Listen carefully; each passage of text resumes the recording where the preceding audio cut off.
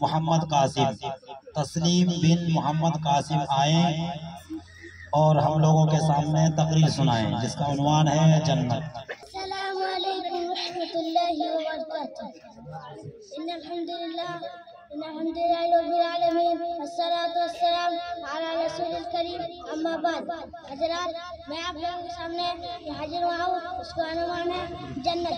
हम माँ बापू का ना मानेंगे, उनका खुश रखेंगे, पढ़ेंगे, लिखेंगे, नेक बनेंगे, अच्छे अच्छे काम करेंगे, अब्बा अम्मा दुआ देंगे, उनकी दुआ से अल्लाह ताला हमें खुश रखेंगे, दुनिया में इज्जत देंगे, मरने के बाद जन्नत देंगे, जन्नत में ऊंचे ऊंचे मारेंगे और खूब सजाएंगे, माला मलाएंगे, जिनमें बाग होंगे, बागों में मीठे मीठे फल होंगे, आम होंगे, सेब होंगे, केले होंगे, अनार होंगे, जो भी चाहेंगे वो भी मिलेंगे, मस्जिद सजाएंगे, चैन करेंगे, अल्लाह मुझको नेक बना, दुनिया में इज्जत दे, मरने के बाद जन्नत दे। मैं इस तकलीफ खत्म करना चाहता हूँ वाले रब से मालिक।